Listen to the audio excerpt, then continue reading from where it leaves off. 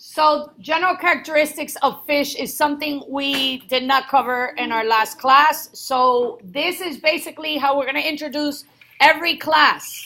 Every class has characteristics, just like the kingdom had characteristics. Eukaryotic, multicellular, remember those? Classes have characteristics. One of them has to do kind of with like an overall description of what they look like. Then comes, or two or three, and then something about their heart and whether they're warm or cold-blooded, okay? So, what do fish have? All fish have what? Scales, good. They also, all have what? No, they don't all have. They all have fins, good. Yeah, they do. Okay, I take it back, right? But some, yeah, so we could add that. Gills. Well, yes, they have organs, definitely. What they have, what kind of? Cold-blooded. They're cold-blooded, which means what? Do you know what that word means? They're not warm. No. Definition. They can adapt. Ectothermic. Good job. So think of C for cold, okay? Ectothermic is cold-blooded. That means they need the environment to keep warm. And they have the simplest circulatory system because they only have how many chambers in their heart? Good. 2-chambered heart. Oh, I'm sure. So general characteristics of amphibians now, so we can kind of stay on the same page. What is amphibian skin like? Good. It is. It's moist, okay?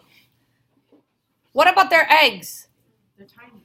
They are tiny. But when you think of an egg, when you hold an egg, what does it feel like? Hard. Heavy. What'd you say? Hard. What do they look like? Soft. Soft. They have soft eggs, which is pretty unique, right? How many hearts? How many chambers, I should say? 3. See? Oh. And are they cold or warm-blooded? Warm. No.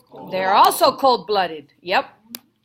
So they are also ectothermic, like fish. And the way you learn the classes of organisms is based on their evolutionary patterns. So fish would be our first chordate to ever exist. And then we've got amphibians. So you see a little bit of a difference in complexity because they have a 3-chambered heart versus a 2-chambered heart. But one is, they're both cold-blooded. So although this is a picture of a frog, this is a description of amphibians' life cycle. They have a life cycle, which is pretty unique to most organisms because they go through metamorphosis and they go through all these things. The first thing I want you to know is that a frog lays eggs where? In the water. In the water. So that's something important because they literally, the reason why they are AKA double life is because they start their life in the water and then they eventually transition to land, okay? So they start in the water and they transition to land. That's maybe not a metamorphosis, but their structures metamorphosize in order to survive outside of the water. Then they form what? Tadpoles. So eventually that egg or the embryo will hatch and they will be tadpoles. And then they become what's called a froglet. And they start to develop what? What do you see here? Good. How many? 2. So not yet are they fully developed as what you normally see amphibians to look like. And then they have a frog which has what? 4 legs. Good.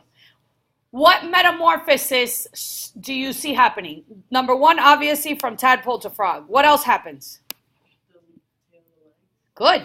Good job. Tails to legs. Whoops. I put the wrong one. Tail to legs. And then gills, because if they breathe in the water, they're going to breathe with their gills like fish do. And then they develop what? What's a breathing structure you're familiar with? Good. Lungs. Good job. And then we'll talk about how they breathe in a minute. All right, respiratory system of frogs. So when they live in the water, which is aquatic biomes, they breathe how? Gills. And then when they transition to land, they breathe 2 different ways. They actually have ducts in their skin that allow them to exchange gases. Yeah. You know, like ducts, D-U-C-T-S, right here. Which normally I would describe these, but just know that they can breathe through their skin. And then they also have a respiratory system that starts with the what? Mouth. Anybody know what follows? There's this little thing that opens and closes. No. Glottis. She saw the diagram.